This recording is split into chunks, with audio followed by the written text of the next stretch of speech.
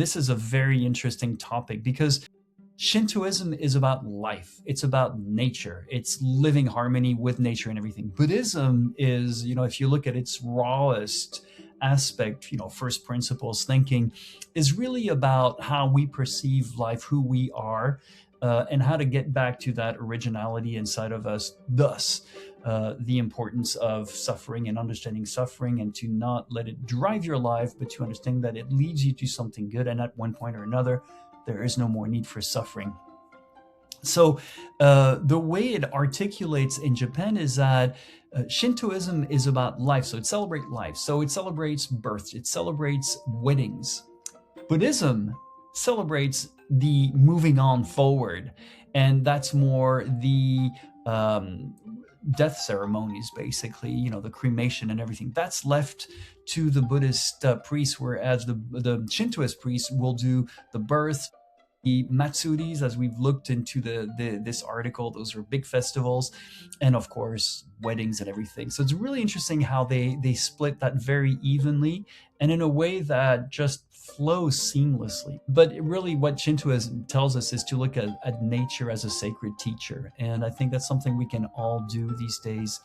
Anyway, I invite you to read the article because it talks a lot more about what Shintoism is, but it also a few points that I wrote in the article, and I'm reading it as I'm speaking. That's why I'm turning around. But gratitude as a spiritual practice. And we can't say enough about gratitude, especially in a society where we have very little of it. Everything is now, and everything is normal, natural. It's a due, I'm due this. Purity through simplicity. And that's something that I'm often struck with, especially in my line of work, which is much more technical. It's the lack of simplicity, even in the designs, even in the way people present themselves or their companies and everything. Simplicity, there's something beautiful about living in Japan and even parts of China, is the simplicity of being, the simplicity of some of these, even though they're very elaborate temples, the simplicity of what is behind that. Harmony over dominion. Now that's another thing too that I thought was very interesting about Shintoism. Shintoism does not try to conquer nature. Where in the West, we're conquerors. We conquer nature. We conquer to the point where we spoil it. And there's no problem about that. Well, there is. I think a lot of us are realizing this. Shintoism actually works with nature, in harmony with nature. And it's something that we need to bring back, especially as we're introducing more and more disruptive technologies, disruptive mobility technologies. For those of you who know what flying cars are, air taxis, that's where I work. We need to sort of see, how does that really fit with nature? And it does in many ways, with electricity properly generated and all that good stuff. Flexibility in practice, be flexible enough to understand that nature is nature. There are some hard stops in nature, and if you ever go camping out there and really, really rough it, you'll understand what I'm talking about with that.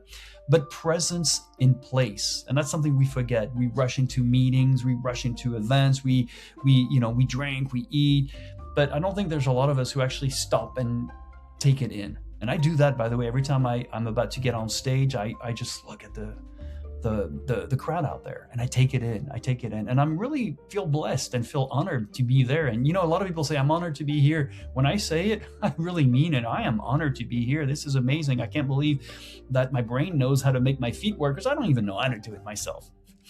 So walking the way of the kami or through Shintoism is, you can, by the way, practice this anywhere in the world, right? There are Shinto shrines anywhere there, but it just teaches us to be a little bit more mindful, be a little bit more, slow our pace down a little bit and start to observe around us. Look at the birds flying, look at it's wintertime right here in Savannah. So I'm looking at all of these remaining dead leaves on trees, and it reminds me often about how we shed our thoughts, once in a while. And these are old thoughts. The old leaves hanging on are old thoughts, and they're still there, and we're just aware of it. We don't try to change it. It will go away eventually.